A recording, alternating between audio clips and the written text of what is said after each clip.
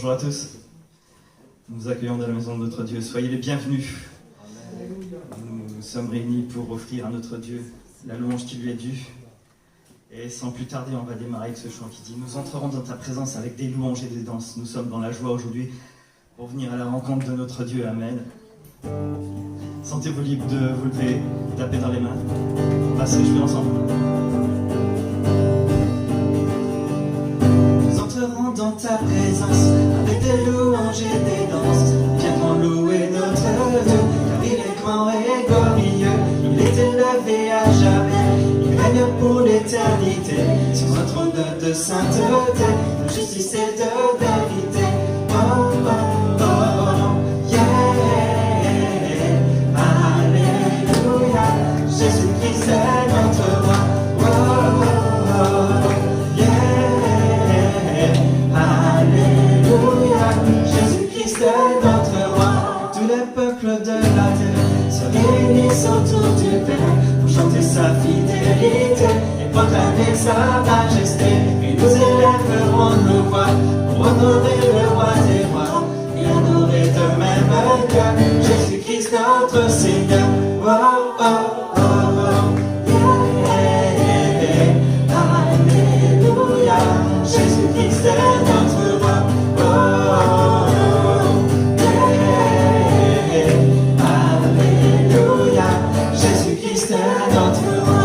Tous les peuples de la terre se réunissent autour du Père pour chanter sa fidélité, proclamer sa majesté. Et nous élèverons nos voix pour acclamer le roi des rois et adorer de même que Jésus-Christ notre Seigneur.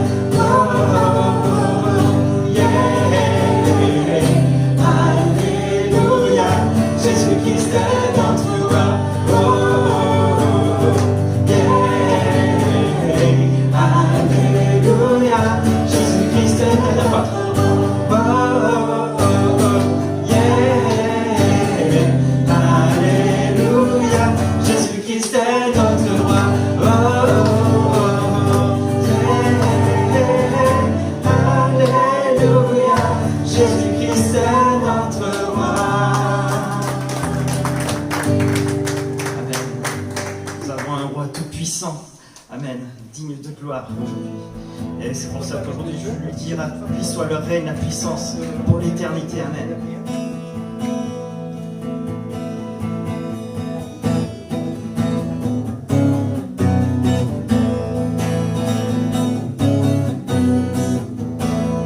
À toi le règne et la puissance, la gloire sera pour toujours à toi.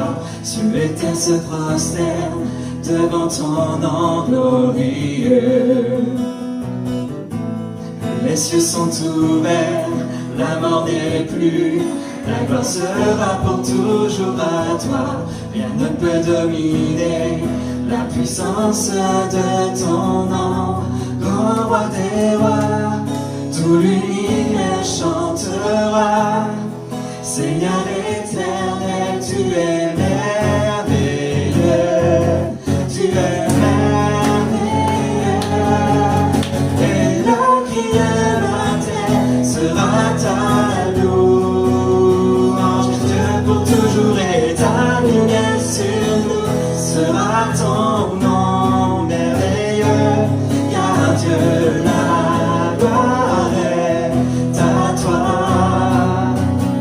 Dieu pour toujours toute la gloire, Dieu est à toi.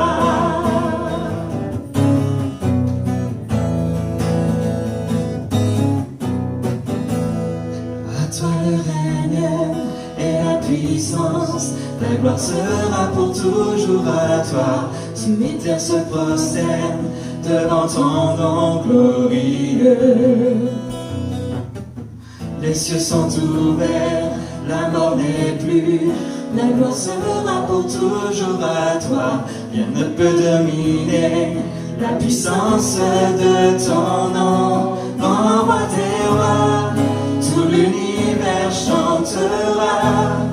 Seigneur éternel, tu es merveilleux. Tu es merveilleux.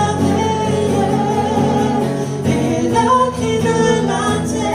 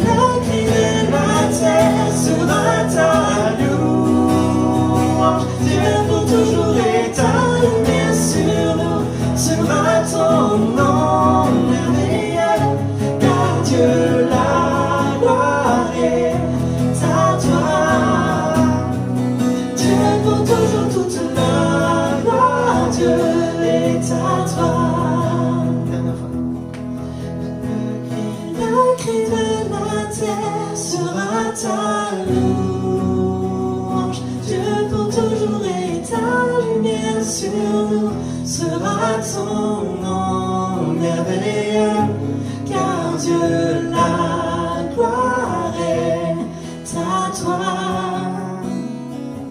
Dieu pour toujours, toute la gloire, Dieu est à toi. À Dieu soit toute la reconnaissance de notre cœur aujourd'hui. Amen.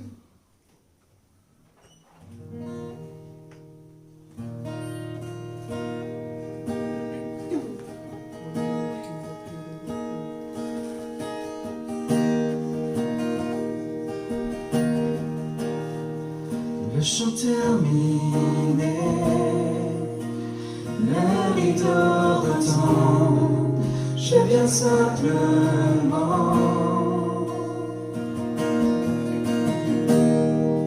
porter mon offrande, car j'ai le désir de réjouir ton cœur.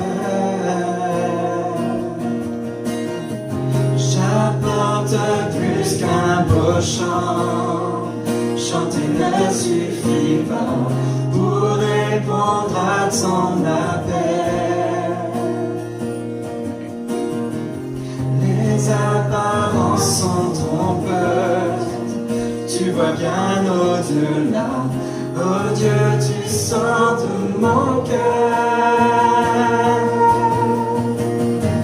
Je reviens au cœur de la louange, tout est centré sur toi, centré sur toi, Jésus. Oui, je renonce à tous mes faux semblants, pour tout centrer sur toi, centré sur toi, Jésus. Le roi d'éternité, qui peut exprimer ce dont tu es dit? Bien que faible et pauvre, je te donne tout, prends toute ma vie. J'apporte plus qu'un beau chant, chanter ne suffit pas pour répondre à ton appel. Les apparences sont trompeuses, tu vois bien au-delà. Oh Dieu, tu sens de mon cœur. Je reviens au cœur de la louange, tout est centré sur toi, centré sur toi, Jésus. Oui, je renonce à tous mes faux semblants, pour tout centrer sur toi, centré sur toi, Jésus. Je reviens au cœur de la louange, tout est centré sur toi, centré sur toi, Jésus. Oui, je renonce à tous mes faux semblants, pour tout centrer sur toi, centré sur toi, Jésus.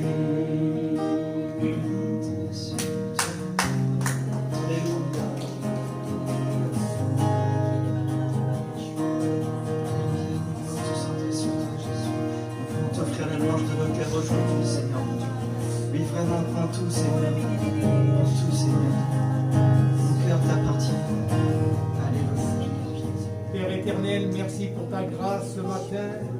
Merci pour le privilège que tu nous donnes à nous, encore tes enfants, ce matin, de pouvoir être ici ensemble pour te prier, te louer, te célébrer.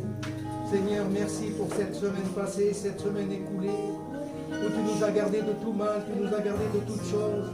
Et ce matin, nous sommes venus dans ta maison, je suis venu dans ta maison pour te dire merci, pour te donner reconnaissance de tout ce que tu fais chaque jour. À toi soit la gloire, Père, ce matin. Amen.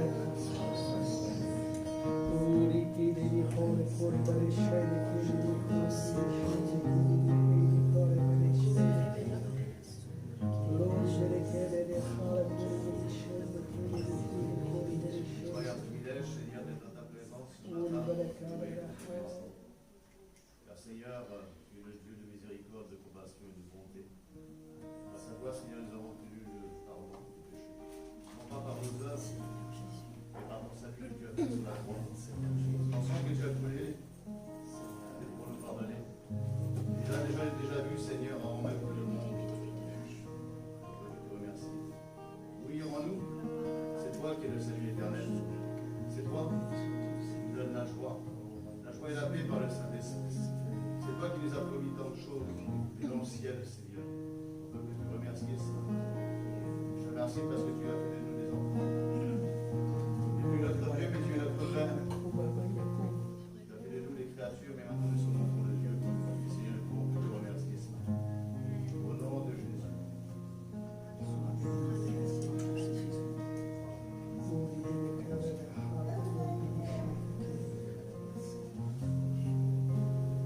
C'est vrai, Seigneur, que ce matin, Seigneur, nous voulons encore tous centrer sur toi, Seigneur. Parce que, Seigneur, quand on centre tout sur toi, Seigneur, c'est là qu'on trouve la paix, Seigneur, c'est là qu'on trouve la tranquillité, mon Dieu, parce que tu es vraiment ce Dieu qui nous fait du bien, Seigneur, qui nous apaise, qui prend tous nos soucis, qui se charge de tout.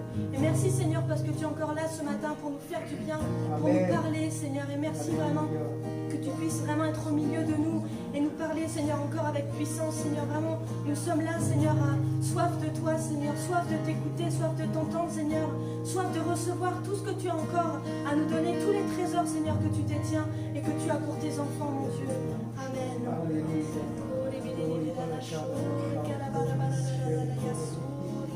Seigneur, quand je me rappelle que tu m'as sauvé, je ne peux que te louer, je ne peux que t'adorer, je ne peux que te dire que tu es le Seigneur des seigneurs et le roi des rois. Parce qu'en toi, j'ai tout trouvé, oui, j'ai connu et cru que tu es le Christ, le Fils du Dieu vivant. C'est vrai, mon Dieu. Mon âme te bénit chacun pour cet amour merveilleux à la croix, pour cette compassion. Tu es venu jusqu'à moi. Seigneur, moi je ne le méritais pas, mais tu t'es donné pour moi, Seigneur, en sacrifice. Et ce matin, je veux t'élever, je veux te louer, je veux t'adorer, Père. Seigneur, Alléluia. Amen, Seigneur Jésus. Oh, les mains.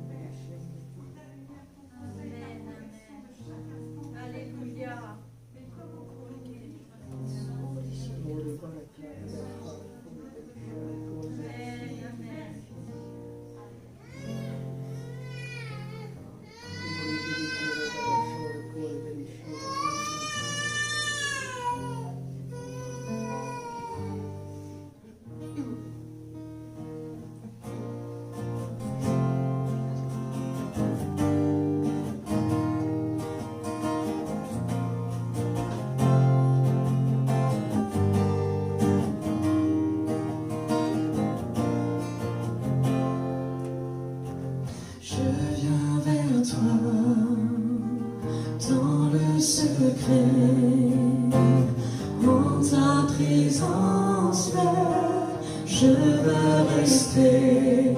Tu es, tu seras toujours là.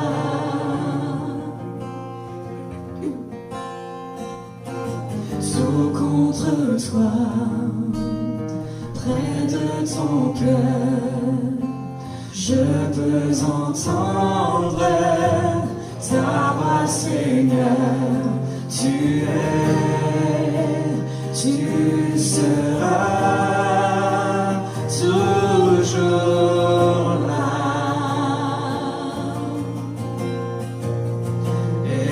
Ébloui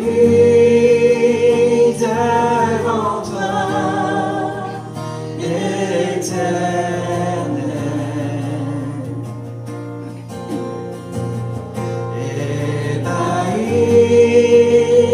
Par l'amour de ton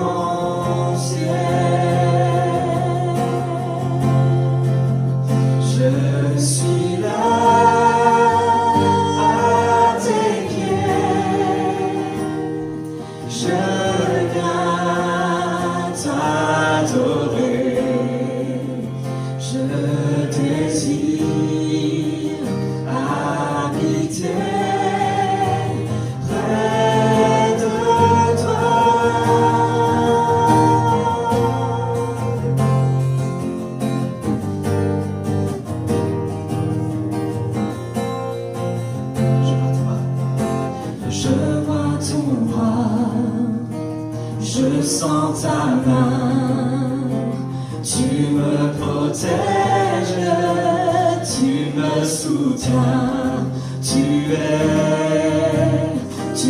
seras toujours là.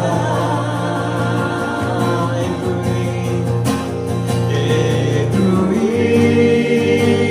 devant toi,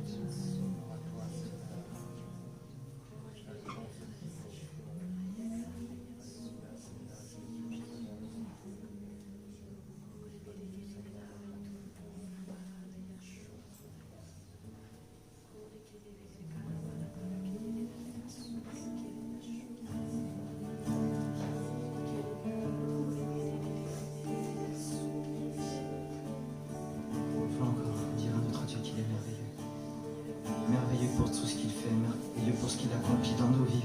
Alléluia. Tu es merveilleux, tu es merveilleux, mon âme s'exclame, tu es Dieu, tu es merveilleux, tu es merveilleux,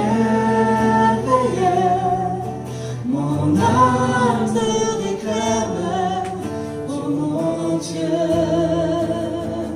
Je me blottis dans le creux de tes bras, rassuré par le son de ta voix. Tu es merveilleux, tu es merveilleux, mon âme s'exclame, tu es Dieu, tu es merveilleux. Tu es merveilleux, mon âme te réclame, oh mon Dieu. Je me blottis dans le creux de tes bras, rassuré par le son de ta voix. Je me blottis dans le creux de tes bras, rassuré par le son de ta voix. Je me blottis dans le creux de tes bras, rassuré par le son de ta voix.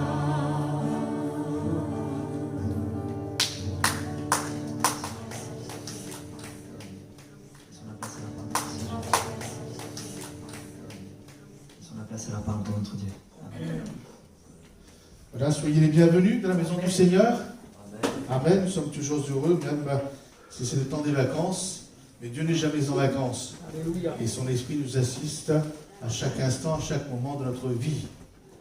Voilà, je souhaite aussi la bienvenue à ceux qui nous regardent via notre site addbourges.com. Soyez les bienvenus, vous qui êtes chez vous et qui écoutez la parole du Seigneur. La parole de Dieu est agissante, elle est puissante, et son esprit n'a pas de barrière, ni de temps, ni dans l'espace. Alors soyez tous ensemble bénis ce matin. Je vous invite à ouvrir votre Bible, la parole de Dieu, dans l'épître de Paul aux Romains, chapitre 4, verset 18. Épître de Paul aux Romains, chapitre 4, verset 18.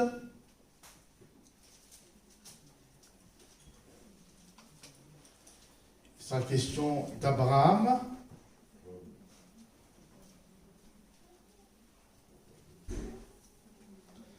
Espérant contre toute espérance, donc Abraham crut, en sorte qu'il devint père d'un grand nombre de nations, selon ce qui lui avait été dit, telle sera ta postérité. Et sans faiblir dans la foi, il ne considéra point que son corps était déjà usé, puisqu'il avait près de 100 ans et que Sarah n'était plus en état d'avoir des enfants.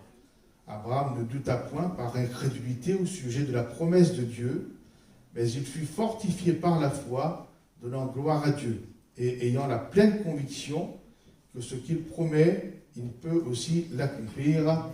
Amen. Donc la Bible parle d'Abraham qui eut confiance en Dieu, et que cela lui fut imputé à justice. Et lorsque je lis ce texte, lorsque je regarde l'histoire d'Abraham, je me sens tout petit et incapable, je me dis, je suis incapable d'agir avec une aussi grande foi, surtout dans le temps. Mais la Bible ne nous présente pas Abraham comme quelqu'un qui est né avec une grande foi, mais un homme en qui la foi s'est développée au fur et à mesure par différentes étapes et épreuves de la vie. Là, ça m'encourage. Quelquefois, on croit, on est comme ça, et puis on a tout de suite une grande foi. Non, non, la foi d'Abraham s'est développée par différentes étapes et épreuves de la vie. Les étapes qui ont permis à Abraham de développer et de fortifier sa foi sont inscrites noir et blanc dans la parole de Dieu. Et nous allons commencer à voir un petit peu l'histoire d'Abraham. Abraham a reçu des promesses de la part de Dieu. Non pas qu'il le méritait, non pas parce qu'il avait fait quelque quoi que ce soit, mais Dieu l'avait appelé, il avait dit, ah, je te fais des promesses. Donc cela se trouve dans le livre de la Genèse, au chapitre 12, au verset 1er. Genèse, chapitre 12, verset 1er. Donc, c'est là où Dieu va parler à Abraham pour la première fois. L'Éternel dit à Abraham, va-t'en de ton pays, de ta patrie et de la maison de ton père, dans le pays que je te montrerai. Je ferai de toi une grande nation, et je te bénirai, je rendrai ton nom grand, et tu seras une source de bénédiction. Je bénirai ceux qui te béniront, et je maudirai ceux qui te maudiront. Et toutes les familles de la terre seront bénies en toi. Abraham partit comme l'Éternel le lui avait dit, et Lot partit avec lui. Abraham était âgé de 75 ans lorsqu'il sortit de Charan. Amen. Donc Abraham n'avait rien fait. Dieu lui a dit un jour, voilà, c'est comme ça. Donc à 75 ans, donc comme quoi il n'y a pas, Dieu ne s'intéresse pas uniquement aux jeunes, mais aussi aux personnes plus âgées. Quelquefois on dit, ça y est, mon temps est terminé, je laisse la place aux jeunes. Mais non, heureusement Abraham n'a pas réfléchi de cette manière. Parce qu'à 75 ans, donc Abraham reçoit pour la première fois une promesse de la part du Dieu. Je ferai de toi une grande nation, une grande descendance, donc une bénédiction qui deviendra une source de bénédiction aussi pour les autres. Donc le tableau est planté. Dieu a fait une promesse à Abraham de sa propre volonté, de sa propre souveraineté, de sa propre grâce, qu'il accomplira au temps marqué par lui. Et c'est là que commence le cheminement qui permettra à la foi d'Abraham de se développer afin d'entrer en possession de la promesse. C'est à ce moment-là qu'Abraham va commencer à grandir, mais pas avant. Dieu n'a pas attendu qu'Abraham ait la foi pour dire je te donnerai. Non, non. Dieu a promis et maintenant c'est à Abraham de continuer à développer sa foi, à grandir de la foi afin d'entrer dans sa promesse. C'est un peu comme si vous dites à votre enfant de 4-5 ans, je te donnerai une Ferrari quand tu seras grand. Bah, il attend, il va commencer déjà par marcher déjà sur ses deux pieds, à tenir debout, à courir, à réfléchir, à regarder un peu le sens de la circulation, passer son permis, et après, donc il se prépare. Donc de la même manière, Dieu avait dit à Abraham, donc Abraham maintenant doit se préparer pour. Donc le temps passe, bien sûr, la promesse est toujours en l'état de promesse, et Abraham est confronté aux difficultés de la vie de tous les jours, comme toutes les autres familles de son temps et de sa région. Et voyez-vous, dans ces difficultés, dans les aléas de la vie, la foi d'Abraham n'est pas suffisamment développée pour vivre par Dieu au milieu de la famine, parce qu'il va être confronté à la famine. Donc on va le Genèse chapitre 12, verset 10.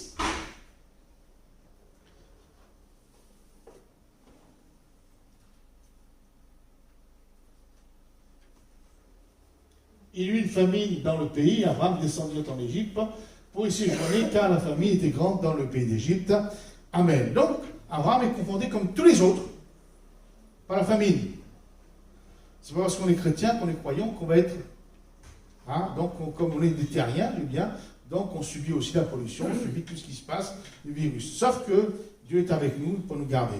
Donc, je dis bien, la foi d'Abraham n'est pas suffisamment développée pour vivre par Dieu dans la famine, comme le dit le psalmiste au chapitre 33, verset 18, je le lis rapidement, il dit, voici l'œil de l'Éternel est sur ceux qui le craignent, sur ceux qui espèrent sa bonté, afin d'arracher leur âme de la mort et de le faire vivre au milieu de la famine. Donc Dieu était capable de faire vivre Abraham au milieu de la famine. Sauf qu'Abraham, sa foi n'est pas encore développée, et par manque de foi, lui le père de la foi, par manque de foi, il descend d'Égypte. L'image du monde, du terrestre, du charnel, et de Pharaon, l'image du diable ennemi de Dieu pour fuir la famine. En Égypte, malheureusement, Sarah, son épouse, celle qui devait mettre au monde le premier fils qui démarre la grande nation, devient la cible de Pharaon. Mais Dieu, dans sa grâce, intervient et délivre non seulement Sarah, mais sur Abraham de Pharaon. Donc, voyez-vous, donc Dieu, comme mal connaît nos erreurs, nos faiblesses, et nous garde malgré cela. Donc je dis bien, la foi d'Abraham, à ce moment-là, doit grandir et se développer pour devenir le père d'un grand nombre de nations. De la même manière, mes frères et mes sœurs, Dieu connaît nos faiblesses, nos erreurs involontaires, notre manque de foi qui nous met bien souvent ou trop souvent en danger, et dans sa grâce, dans son amour, il nous délivre et nous garde souvent à notre insu. Et bien à notre insu, parce que nous faisons tous des erreurs. Donc vous voyez, donc Abraham, vous voyez, donc, comme je dis, il a eu la promesse, mais c'est parce qu'il a eu la promesse qu'il avait déjà la foi pour. Donc sa foi est encore à grandir. La vie continue, la promesse est toujours au stade de promesse. Abraham se trouve encore confronté à des problèmes que nous rencontrons tous, problèmes familiaux. Celles que rencontrent pratiquement toutes les familles de la Terre. Il y a toujours un enfant, un cousin, il y a toujours quelque chose. Qu'on soit chrétien ou non, et même si on est détenteur de la promesse de Dieu, on rencontre des problèmes dans la famille. Et Abraham n'y a pas échappé. Il s'agit bien sûr pour Abraham de son neveu Lot, qui vivait avec lui, et puis à un moment donné, que tout allait si bien, tellement bien, qu'il y a eu un désaccord. Une dispute, un différend, une incompréhension, et c'est la rupture. Abraham ne jette pas les promesses de Dieu en disant bon, c'est fini, tous les chrétiens sont comme ça, si la famille. Non, Abraham continue. Et dans cette épreuve, nous constatons que la foi d'Abraham a commencé à grandir. Et ça, c'est formidable. Sa foi commence à se développer par sa réaction et son choix en est la preuve. Cette fois, Abraham ne tombe pas dans le piège de choisir ce qui est bon et bien à vue humaine pour lui et son troupeau. C'est-à-dire Sodome et Gomorrhe, parce que c'était lui le principal. Là, donc il aurait pu dire, c'est moi qui choisis d'abord.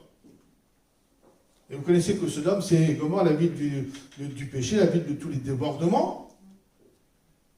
Et par la foi, Abraham dit à Lot, tu choisis, moi, par la foi, je compte sur la grâce de Dieu, le secours de Dieu, et il demeure là où Dieu l'a placé, et Abraham s'attend à Dieu. Voyez-vous, au départ, il dit non, je descends en Égypte. Là, non, il dit non.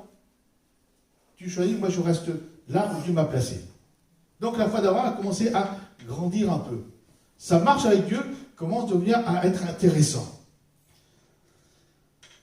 Et Abraham n'est toujours pas prêt à recevoir la bénédiction, la promesse de Dieu pour devenir une grande nation, une source de bénédiction.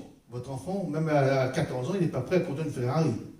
Si vous avez les moyens de lui payer, je vous le souhaite. Et encore, est-ce que la voiture est confortable? Parce que maintenant, on aime bien être confortable, on va assis dedans. Donc, après ces événements, Dieu va faire franchir Abraham une autre étape dans sa foi. Genèse, chapitre 13, verset 14.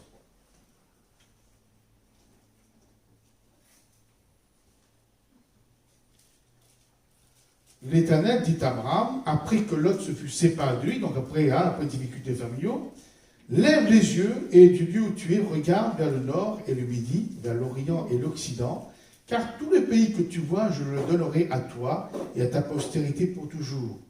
Je rendrai ta postérité comme la poussière de la terre, en sorte que si quelqu'un peut compter la poussière de la terre, ta postérité aussi sera comptée. Lève-toi, parcours le pays dans sa longueur et dans sa largeur, car je te le donnerai. Amen. Les deux dernières phrases, donc Dieu dit à Abraham, quelque part, en fait, Dieu demande à Abraham de se préparer, tout simplement, de se projeter, de se familiariser par la foi dans le pays qui va lui être donné. Parcours le pays dans tous les sens, regarde, etc. Donc Dieu lui demande de se préparer pour recevoir la bénédiction. Abraham ne va pas attendre comme ça, donc Dieu lui demande de parcourir, de regarder, donc de se familiariser par la foi dans le pays qui soit donné. C'est encore déjà notre stade, mes frères et mes sœurs. Il faut toujours se préparer. Je disais à Marc-Essie tout à l'heure, il faut toujours, le chrétien que nous sommes, en général, on ne se prépare jamais. On manque de sagesse. Alors, d'ailleurs, Jésus l'a dit, par des paraboles dans la Bible, il faut toujours se préparer, il faut toujours prévoir. Lorsque je savais que j'étais appelé au ministère depuis l'âge de 14 ans, mais quand j'ai su, je me suis quand même préparé. Je n'ai pas attendu d'être dans le ministère pour me préparer. J'ai commencé par lire ma Bible. C'était la moindre des choses. De toute façon, même sans être appelé au ministère, il faut lire sa Bible. Je me suis mis à méditer la parole de Dieu, à me préparer dans la théologie, dans la doctrine. Et puis plus que cela, j'ai commencé à apprendre, comme je disais l'autre fois, à apprendre le solfège, à apprendre la musique, à jouer dans l'instrument. Parce que je me suis dit, si dans l'église, les premières églises où je suis, il n'y a pas de musicien, il n'y a personne pour conduire les chants, comment je fais? Il faut que je sache. Donc je l'ai fait, je me suis préparé. Et donc là, ici, Dieu dit à Abraham, mais parcours le pays, regarde dans tous les sens, etc. Il fallait qu'il se prépare à recevoir le pays. D'ailleurs, Jésus demande de nous préparer en toutes choses. Rappelez-vous, il doit revenir nous chercher, oui ou non? Est-ce que nous nous préparons, nous nous sommes préparés? Est-ce que nous nous préparons pour être enlevés? N'oublions pas qu'il y a eu 10 vierges. Il fait un cas d'école. 5 se sont préparés, donc 5 non. Et moi, je suis toujours surpris, pas surpris, mais quelquefois dépassé lorsque je vois les chrétiens qui ne se préparent pas pour le retour de Jésus. On a l'impression que Jésus va revenir dans 1000 ans, on ne se prépare pas, on laisse... Et l'évangile, enfin Jésus dit dans l'évangile que c'est quelque chose d'important. Je ne tiens pas, rappelez-vous la parabole du fou et du sage qui construit leur maison sur fondation ou pas fondation.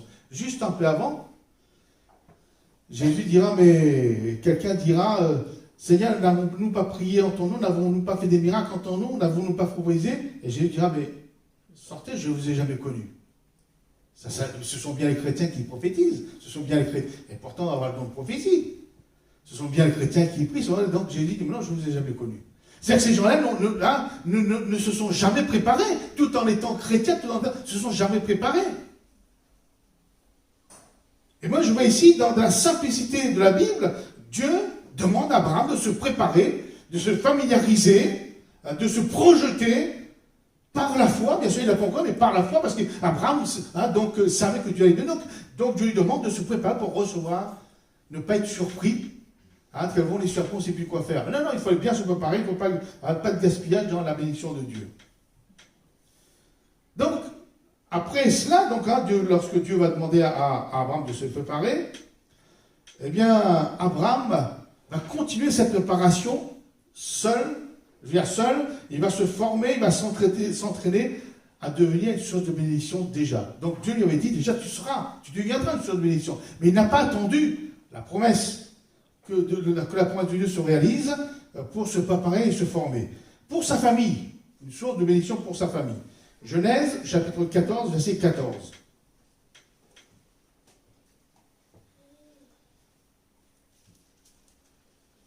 Dès qu'Abraham eut appris que son frère avait été fait prisonnier, il arma 318 de ses plus braves serviteurs nés dans sa maison, et il poursuivit les rois jusqu'à Dan. Il divisa sa troupe pour les attaquer de nuit, lui et ses serviteurs. Il les battit et les poursuivit jusqu'à Shoba, qui est à la gauche de Damas.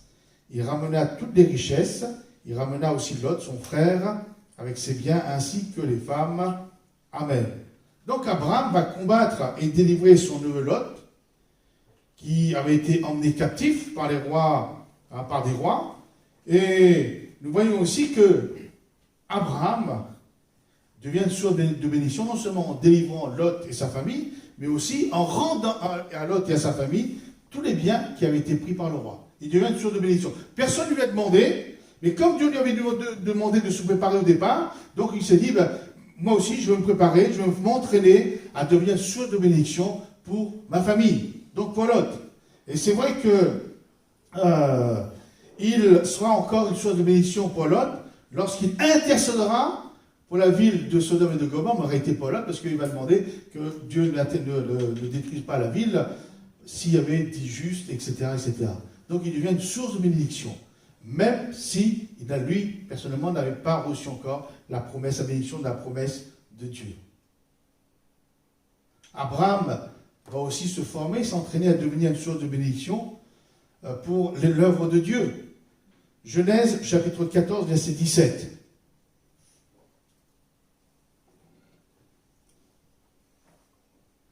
Après qu'Abraham fut revenu vainqueur de queue d'or là aux mers, et les des rois qui étaient avec lui, le roi de Sodome sortit à sa rencontre dans la ville de Chavé, qui est la vallée du roi. Melchizedek, roi de Salem, fit apporter du pain et du vin.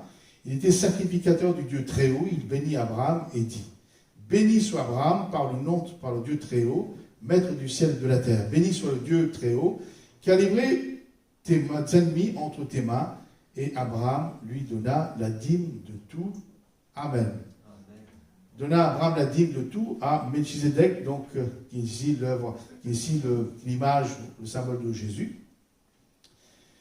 Et la raison humaine dirait, mais Abraham me dit, mais attendez Seigneur, j'attends que tu me bénisses pour que je donne la dîme. C'est comme ça qu'on agit dans le monde. J'attends que je te recevoir afin d'être béni. Mais la foi d'Abraham lui permet de donner avant de recevoir. Parce qu'il croit que Dieu va lui donner, qu'il va recevoir de Dieu. Et de la même manière, il devient une source de bénédiction pour Melchizedek, pour l'œuvre de Dieu. Amen. Et c'est vrai que c'est une loi spirituelle, puisque Jésus dira dans Luc 36, Luc 6, 38, donnez et il vous sera donné. D'habitude, on disait, donne-moi, et pas pour que je te donne. Tu me donnes, et pas pour que je te donne 10%. Ben non, c'est le contraire. Enfin, donc, vous voyez, Abraham, quand il a vu que Dieu lui demandait de se former, ben maintenant il continue sa formation tout seul. Et cela honore d'autant plus le Seigneur qui va le bénir. Les années continuent, vous savez, les années d'attente, hein, vous faites patience, là, Dieu nous apprend la patience. Les années d'attente continuent, et moi, quand je dis Seigneur, tu me fais attendre, mais je vieillis en attendant. Et toi, tu vieillis pas, et moi, je vieillis. Hein, donc, mais non, les années d'attente continuent, et comme vous et moi, Abraham a des hauts et des bas dans la foi. Vous croyez cela, vous? Non, vous n'avez pas des hauts et des bas, vous. Hein? Et Abraham a des hauts et des bas dans la foi. Pourtant, Dieu lui a parlé, Dieu, etc. Mais Abraham. Alors, quand c'est comme ça, quand il y a des bas, surtout quand tu as des bas, Dieu va venir l'encourager et le fortifier dans sa foi. C'est formidable, hein, avoir Dieu vivant. Donc, après, je parle de chronologie. Hein, donc, Genèse chapitre 15, verset 1er.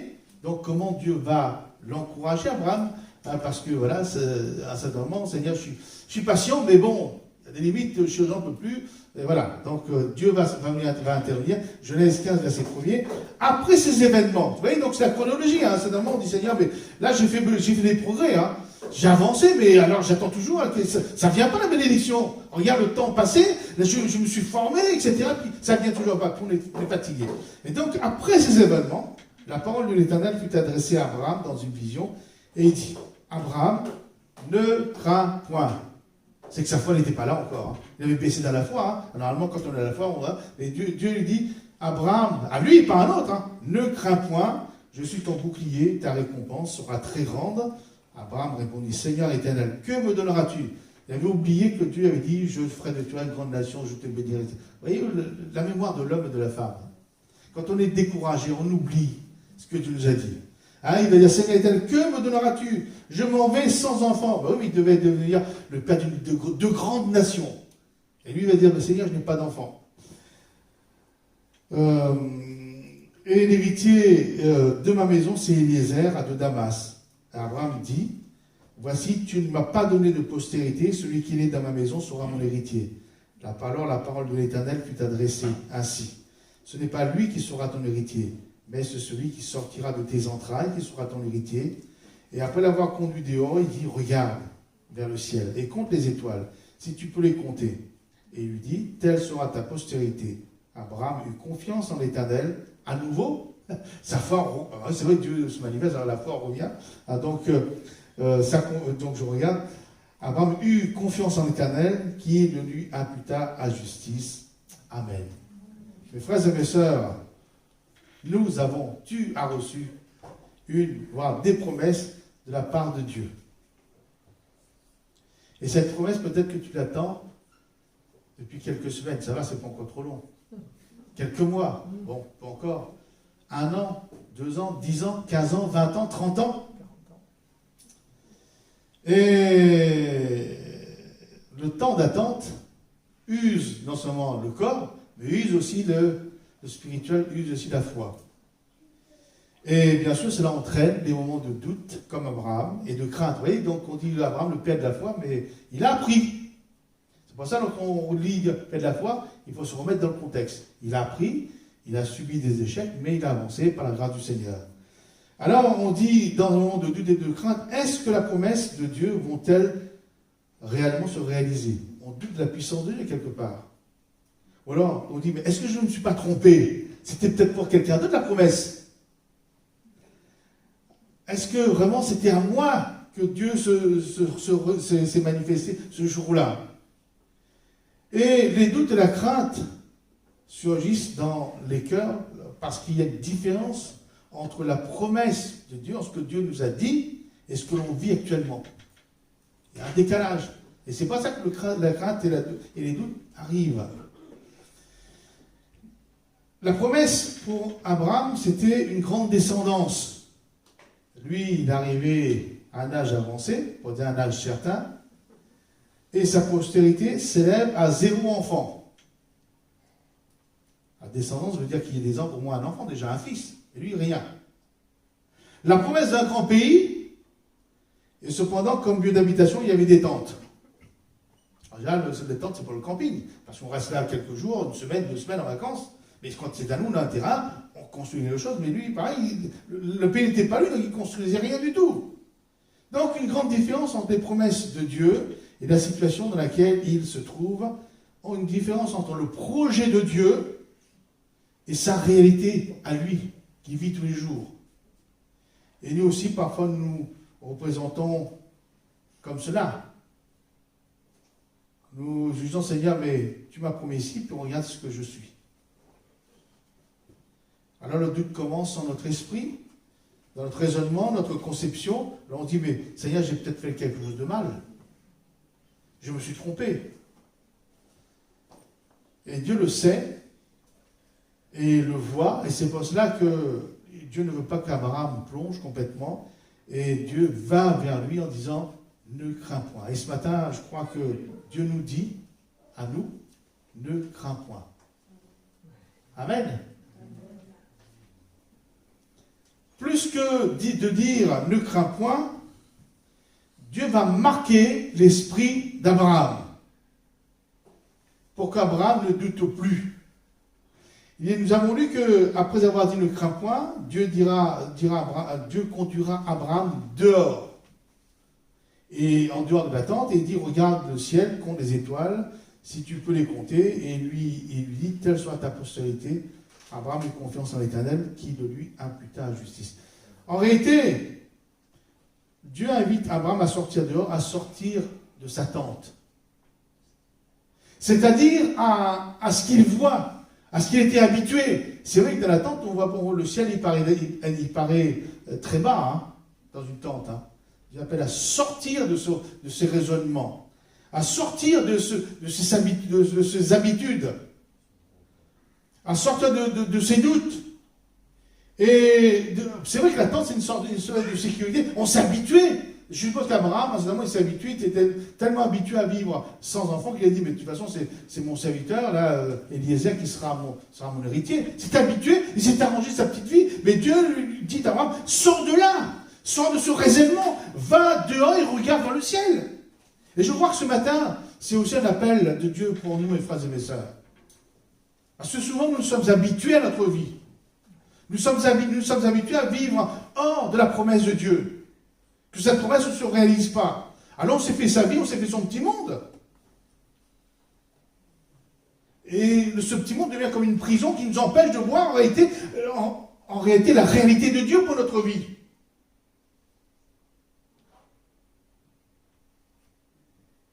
Et si je reste dans ma tente, je ne verrai jamais ce que Dieu peut faire pour moi. Ça ne changera jamais. Nous avons ici, j'appelais ça ici, le syndrome de l'attente. Le syndrome de ce que nous sommes habitués à vivre, à voir, à pratiquer, par manque de foi. C'est le repli sur soi. On s'enferme dans sa tente, dans son environnement. On s'enferme dans ce que nous pouvons considérer, nous pouvons voir avec nos yeux humains. Mais Dieu a invité Abraham de sortir de cela, de sortir de ses habitudes, de ses limites, de ce qu'il sait, de ce qu'il voit humainement, pour venir voir en dehors, pour surtout regarder vers le ciel, voir lui ce que Dieu peut faire, ce que Dieu va faire. Abraham, en sortant de Satan, en regardant le ciel, a vu une multitude d'étoiles impossibles à compter. C'est ce que Dieu promet à Abraham. Impossible de compter, de quantifier la bénédiction de Dieu. Je sais pas, bon, c'est vrai que les étoiles, personne n'a jamais pu les compter, les étoiles. Et c'est ce que Dieu promet à Abraham. Tout cela, et tout cela non, alors qu'Abraham a 0 enfant et qu'il est déjà âgé. Cela dépasse l'entendement humain, mais c'est pour cela que Dieu l'invite à regarder vers le ciel. Là où il peut se manifester, là où il peut agir, ce qu'il peut faire. Et l'homme et la femme de foi doivent accepter de regarder les choses autrement, les choses de Dieu, les choses vers le ciel. Amen. Et d'ailleurs, l'apôtre Paul dira, « Or, à celui qui peut faire par la puissance qui agit en nous, infiniment au-delà de tout ce que nous demandons, mais aussi au-delà de ce que nous pouvons penser. À lui soit la gloire dans l'Église, en Jésus-Christ, dans toutes les générations, au siècle des siècles. Amen. » Donc, Abraham est sorti de sa tente, il a vu une multitude d'étoiles impossibles à compter, il eut confiance en l'Éternel que lui imputa à justice. Et c'est lorsque nous regardons vers les choses de Dieu, moi je dis toujours, lorsque nous sommes dans la détresse, dans les épreuves, on regarde ce que Dieu a fait pour nous dans le passé. Et si nous regardons ce qu'il a fait pour nous, donc nous ne pouvons que nous rassurer, être rassurés de ce qu'il peut faire encore aujourd'hui et ce qu'il peut faire demain. Un dernier danger pour Abraham et pour nous ce matin, après avoir reçu cette parole de Dieu, ne crains point, mais sors, regarde vers le ciel, regarde vers Dieu. Et Abraham, c'est vrai qu'il est ressorti gonflé quand c'est comme ça. Hein. Dieu lui a parlé, Dieu lui a montré, Dieu lui a redit, la promesse est là, la promesse est arrivée. Et le danger, c'est de se laisser influencer par la partie adverse, par l'ennemi. C'est ça qui est terrible. C'est que Dieu nous fortifie. Bien souvent, on sort du culte de l'église, on est gonflé à bloc. On fait 2 pas dans la rue, c'est là qu'on... Il y a quelqu'un qui nous insulte parce qu'on n'a pas regardé bien dans la voiture, parce que là, et ça y est, on tombe. Mais là, donc, là, on se laisse influencer à nouveau. Et Abraham, malheureusement, s'est laissé influencer en sortant de là par Sarai, sa femme. C'est vrai que Sarai n'a pas vu les étoiles. Il n'y a qu'Abraham, mais il s'est laissé influencer. Genèse 16:2.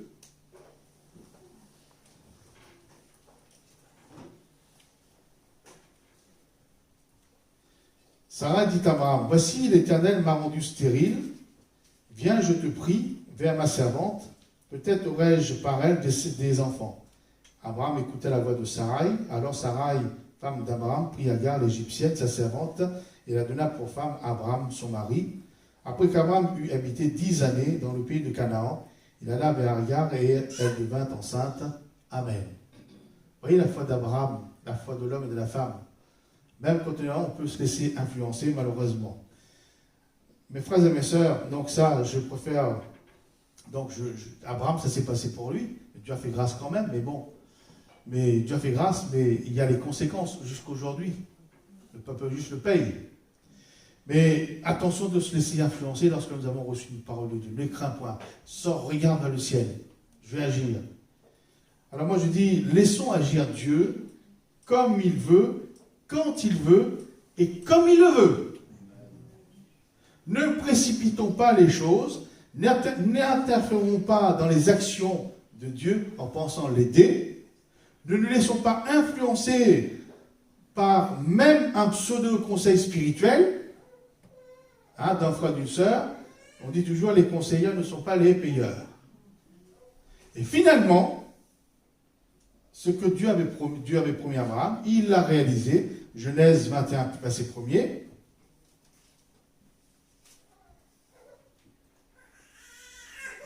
L'Éternel se souvint de ce qu'il avait dit à Sarah, et l'Éternel accomplit pour Sarah ce qu'il avait promis.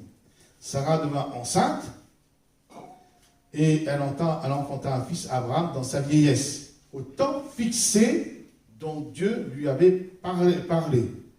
Amen. Pas avant. Au temps fixé. Et voyez-vous, donc la parole de Dieu, la promesse de Dieu, elle est véritable. On dit les promesses de Dieu sont oui et amen. Et c'est pour cela que Abraham est déclaré juste devant Dieu parce qu'il a accepté de voir les choses autrement qu'il les voit. Il accepte de regarder ce que Dieu lui montre. Il accepte de regarder sur la possibilité de Dieu. Et il regarde avec les yeux de la foi. C'est ce que Dieu nous demande ce matin. Soyons de ceux, mes frères et mes sœurs, qui se laissent façonner par Dieu pour marcher par la foi. C'est bien où il y a tout un apprentissage pour vraiment, pas pour recevoir, parce que Jésus a payé le prix, mais pour pouvoir vivre dans les promesses de Dieu. Hein, donc là, si je reviens à la voiture, même si ce n'est pas une Ferrari, vous n'allez pas vous donner votre voiture à un enfant de 14 ans, 15 ans. Vous allez attendre qu'il passe le permis. De la même manière, Dieu nous a promis. Donc, soyons de ceux qui se laissent façonner par lui. Et préparons-nous à recevoir ce que Dieu nous a promis. Hein, voilà, soyons de ceux, justement, qui se préparent. Si nous ne nous préparons pas, nous serons surpris. Ben, qu'est-ce que je fais, moi, de la voiture? Je ne sais pas conduire, je ne connais pas. Mais commencez par, si moi c'est l'enfant, je commence à regarder un peu comment fonctionne la voiture, les vitesses, c'est quoi. Toujours, pour dire comme ça, lorsque je travaillais, j'étais chimiste, ma principale qualité, c'était de m'intéresser à tout ce qui était nouveau qui arrivait au laboratoire. Que ce soit un produit, que ce soit du matériel. J'aimais bien, donc, quand le technicien arrivait, livrer la machine, essayer de monter, etc. Moi, je regardais. Et puis, donc, je regardais bien, j'analysais. Puis, le jour que on a dit, tiens, est-ce que quelqu'un veut faire fonctionner ou c'est vrai? Je le sais, moi, parce que j'ai regardé, j'ai ouvert mes oreilles, et j'étais toujours en avance par rapport aux autres à cause de cela. Hein, on se préparait à recevoir ce que Dieu nous a promis. Acceptons, mes frères et mes sœurs, à sortir aussi de nos tentes, de nos préjugés, de nos limites, parce que nous limitons la puissance de Dieu. Nous limitons les actions de Dieu. Nous réduisons la bénédiction de Dieu. Afin de regarder vraiment les possibilités grandioses que Dieu a pour nos vies. Amen. Que Dieu soit béni. Seigneur, merci encore parce que c'est vrai, Abraham était le père de la foi. C'est vrai. Mais ce que tu nous montres aussi, c'est qu'il a appris. Seigneur, tu lui as appris. Tu l'as façonné. Seigneur, par les choses de la vie, les choses de la terre. Et ce matin encore, Seigneur, nous voici là devant toi. Nous ne voulons pas nous laisser, Seigneur, décourager parce que disons que jamais nous serons comme Abraham, un géant de la foi. Mais Seigneur, nous voulons tout simplement marcher pas à pas avec toi. Nous laisser conduire, nous laisser diriger. Et merci parce que tes promesses sont oui et amen. Tu n'étais pas trop en retard, tu n'étais pas en retard pour Abraham. Même s'il a engendré un fils à 100 ans, puis sa femme à 90. Pour toi, c'était dans tes limites, dans tes possibilités, tout simplement. Alors ce matin, Seigneur, c'est vrai, augmente notre foi. Donne-nous de regarder par la foi ta puissance, ton autorité, c'est ta capacité, Seigneur. Merci parce que tu es notre Dieu, tu es notre Seigneur. Et nous voulons te glorifier, nous voulons te célébrer ce matin, Seigneur. Nous voulons te dire, Seigneur, nous voulons vraiment t'aimer, mais aussi te faire confiance. C'est croire en toi, tout simplement. Bénis mes frères, bénis mes sœurs, et bénis ton peuple ce matin. Amen. J'invite pour le service de la scène notre frère dont les noms suivent. Jean-Paul Philippot, Michel Cotier et David Millet.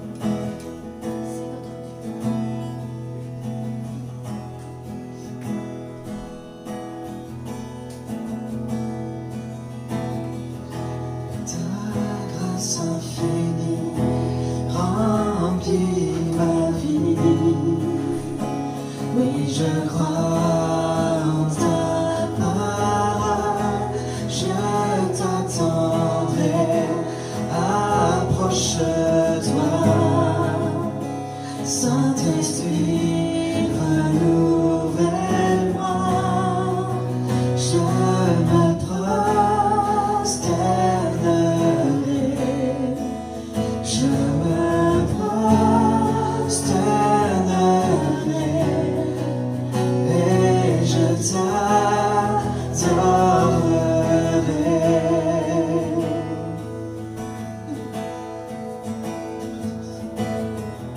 Et ta présence en moi est ma lumière.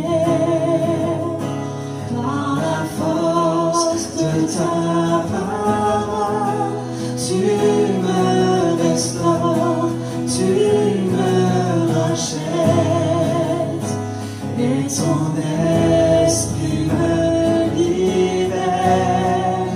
Je me prosternerai, je me prosternerai et je t'adorerai.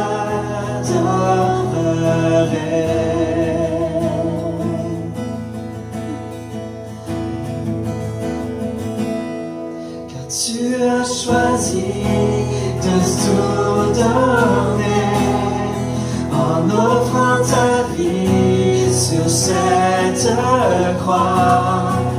Le grand est l'amour versé pour nous, c'est notre Dieu. Ressuscité, haut élevé, pour toujours tu es glorifié. Roi serviteur, sauveur du monde, c'est notre Dieu. Ta présence en moi. Et ta présence en moi est ma lumière.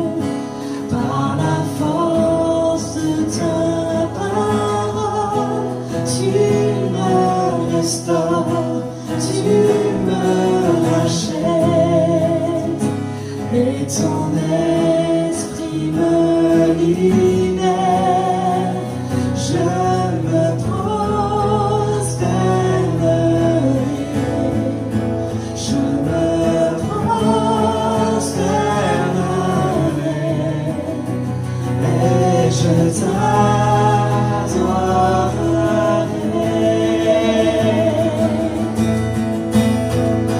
Tu as choisi de tout donner en offrant ta vie sur cette croix.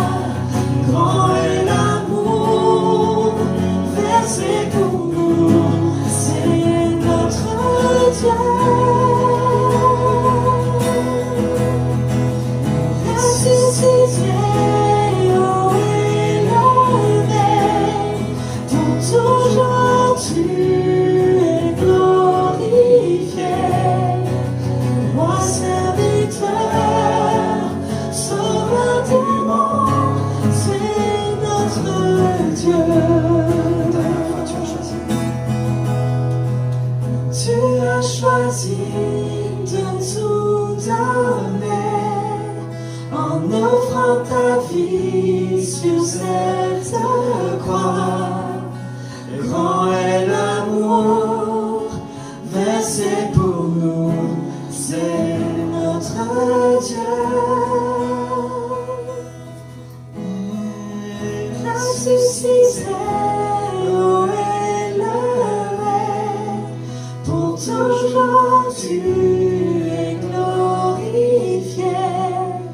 Et roi serviteur, sauveur du monde, c'est notre Dieu.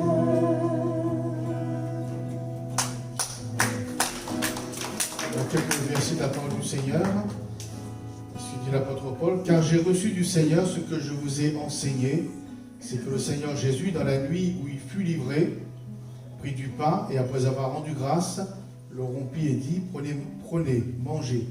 Ceci est mon corps qui est rompu pour vous. Faites ceci en mémoire de moi. De même, après avoir soupé, Jésus prit la coupe et dit, cette coupe est la nouvelle alliance en mon sang. faites ceci en mémoire de moi, toutes les fois que vous en boirez.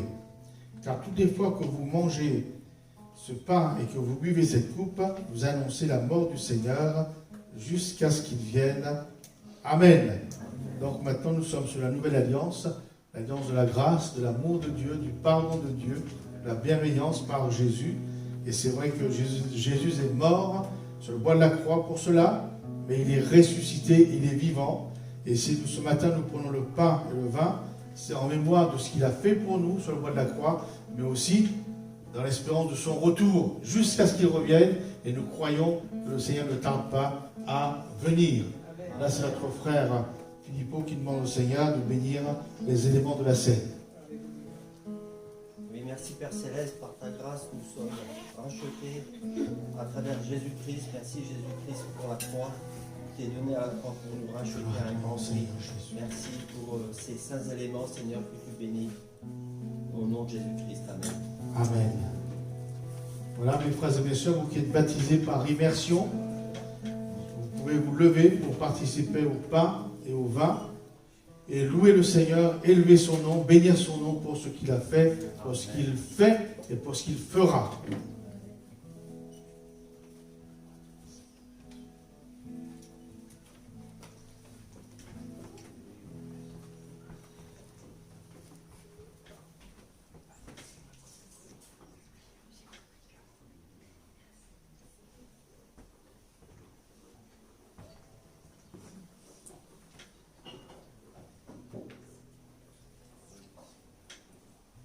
Seigneur, pour ton amour. Merci Seigneur, le roi que tu es, tes fils serviteurs, tu es venu dans ce monde pour nous sortir de notre péché. Merci pour ton sang qui a coulé, Seigneur. Gloire à ton nom, Seigneur. Merci pour cette église, merci pour la fraternité que nous avons en toi, Seigneur. Merci par ton esprit qui nous guide. Je te loue ce matin au milieu de mes frères et sœurs. Gloire à toi, Jésus. Merci, Seigneur. Amen.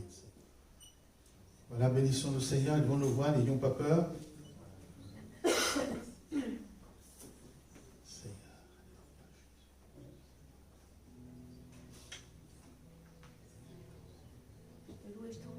Seigneur mon Dieu. Je te dis merci pour ton amour pour nous. Merci pour tout ce que tu fais pour nous chaque jour, Seigneur mon Dieu. Tu es celui qui nous mène, Seigneur mon Dieu. Tu es celui qui nous garde. Vraiment, je te dis de tout cœur, merci Père. Amen. Amen, Seigneur. Alléluia.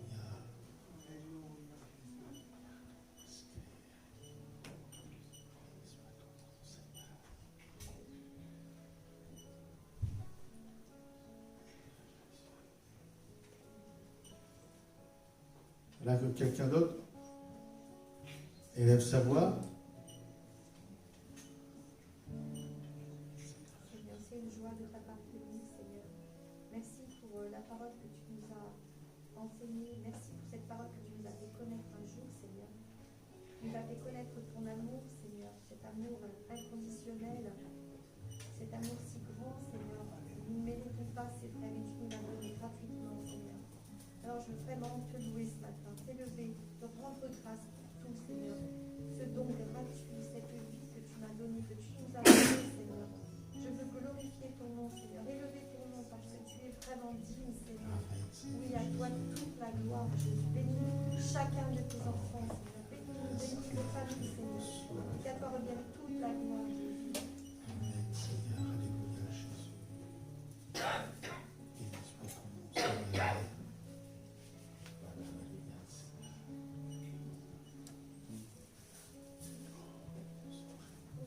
Merci Seigneur, je déclare toute la parole encore pour la fin, Seigneur.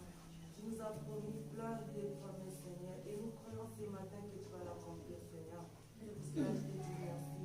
Merci pour tout ce que tu fais et pour tout ce que tu vas faire encore. Merci pour la protection de Jésus. Merci pour la paix que tu nous donnes, Seigneur. Merci pour ta soutien, Seigneur, mon Dieu. Je te dis merci et je crois à toi, Seigneur. Tout ce que tu nous as promis, Jésus, et tu vas l'accomplir au nom de Jésus-Christ. Amen. Amen, Seigneur. Alléluia. Béni Seigneur, soit merci pour ta grâce. Merci pour ton immense amour, Père. Je bénis ton Saint-Nom, je vais élever ton nom, Seigneur, ce matin. Je veux dire merci, Seigneur, pour ce sacrifice sur la croix. Merci parce que personne n'a cet amour comme toi, Père. Je bénis ton nom parce que je t'appartiens. Je bénis ton Saint-Nom, Seigneur,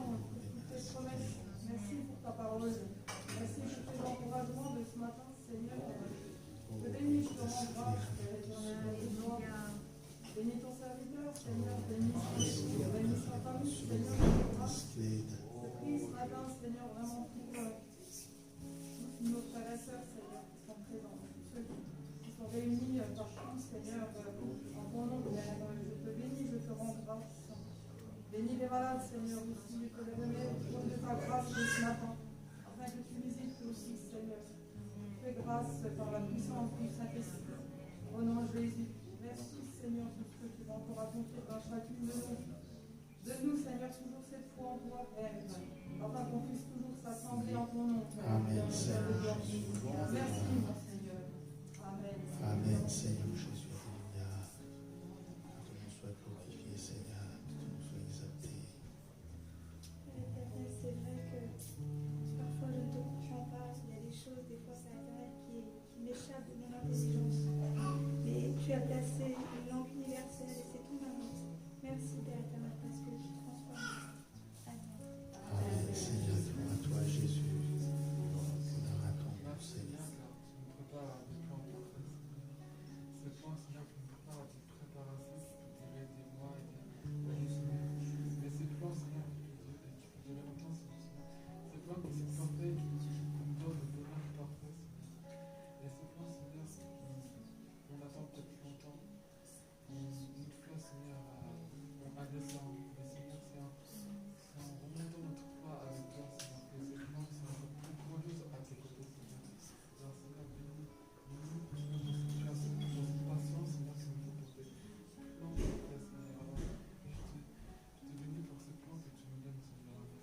Amen, Seigneur Jésus. Alléluia. Béni soit ton nom, Seigneur. Gloire à toi, Jésus.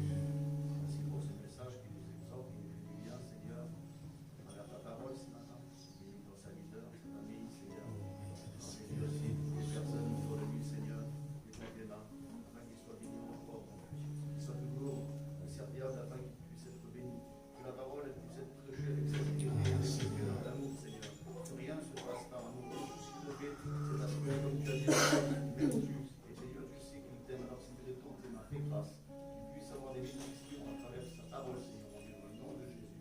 Car oui, en toi, Seigneur, nous exhorte à travers cet homme, nous bénis encore vraiment, Seigneur, son ministère, afin qu'il soit vraiment béni encore au nom de Jésus, rempli de ton esprit, que toutes les paroles viennent de ta part, Seigneur, et que la chair ne dit pas dessus, et que l'esprit prenne le contrôle au nom de Jésus.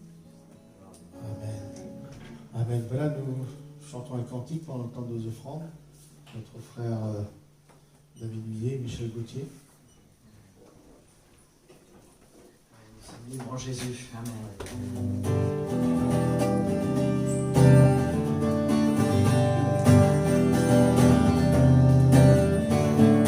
Toi et moi, unis par le don de sa vie, à la croix, la mort a perdu sa force, et c'est comme ça que je suis libre en Jésus, libre. Je suis libre en Jésus, le ciel et la terre passeront, les larmes et les guerres cesseront, mais sa parole, son amour s'envole, oui sa parole restera à jamais. Toi et moi, unis par le don de sa vie, à la croix, la mort a perdu sa force, et c'est comme ça que je suis libre en Jésus-Christ. Je suis libre en Jésus-Christ. Les hommes et les anges chanteront des louanges à sa gloire à l'unisson. En sa présence, nous allons porter danser, au nom de sa puissance, son livre à jamais. Toi et moi, unis par le don de sa vie, à la croix, la mort a perdu sa force, et c'est comme ça que je suis libre en Jésus-Christ. Wow. Je suis libre en Jésus, toi et moi, unis par le don de sa vie, à la croix, la mort a perdu sa force, et c'est comme ça que je suis libre en Jésus-Christ. Wow. Je suis libre en Jésus, je suis libre, je suis libre, je suis libre en Jésus, je suis libre, je suis libre.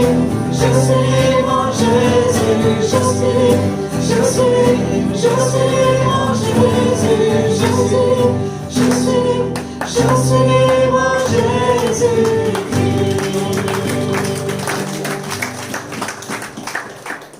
Merci Seigneur pour tout ce que tu nous offres, Seigneur, chaque jour, Seigneur, tout cet amour si puissant, Seigneur.